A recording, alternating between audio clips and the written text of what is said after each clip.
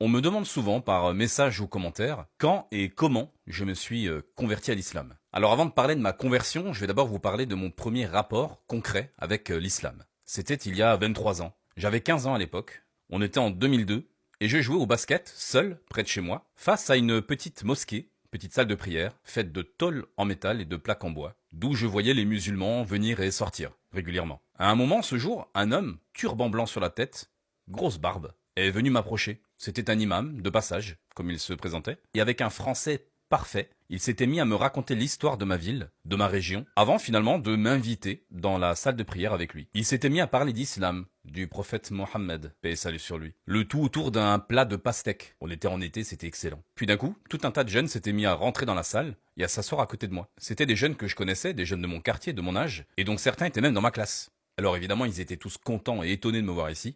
Et là, j'étais donc avec eux, j'assistais à un cours sur l'islam, j'apprenais des choses que je ne connaissais pas du tout, et voilà qu'à un moment, l'imam se tourne vers moi et me fait répéter en arabe une phrase dont j'ignorais tout, c'était la shahada. Ashhadu an la ilaha illallah wa ashhadu anna Muhammadan Rasulullah. Je venais tout simplement de réciter l'attestation de foi. Alors évidemment, il m'avait expliqué ce que ça impliquait aussi, et m'avait conseillé, si je le souhaitais, de rentrer chez moi ensuite et de prendre une douche, comme pour me laver de mes péchés antérieurs. Ce premier passage dans une mosquée ne sera suivi de rien. J'avais touché l'islam, mais n'étais pas rentré dedans. Puis 10 ans plus tard, voilà que je tombe dans ma bibliothèque sur un livre que je n'avais jamais jusqu'ici ouvert. Ce livre, c'est celui-ci.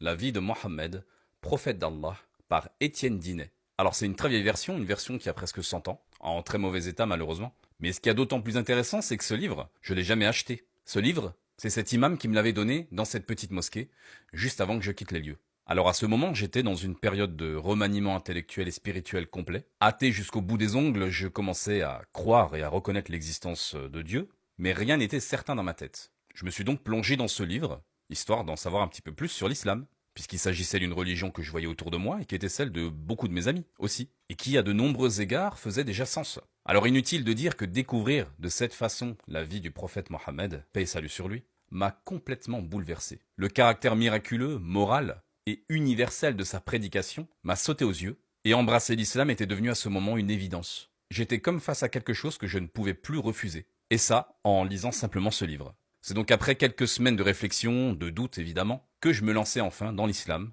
complètement, et que je récitais, pour la seconde fois de ma vie, l'attestation de foi, mais cette fois, avec le cœur. Vous voyez, cet imam rencontré 10 ans plus tôt avait simplement posé une graine, sans savoir à aucun moment ce qu'il allait en advenir, et elle avait mis 10 ans à jaillir de terre. Comme quoi il ne faut jamais désespérer, car rien, absolument rien, n'est finalement entre nos mains. Voilà, je voulais simplement le partager avec vous. Et vous, votre retour ou votre venue à l'islam, ça s'est fait comment?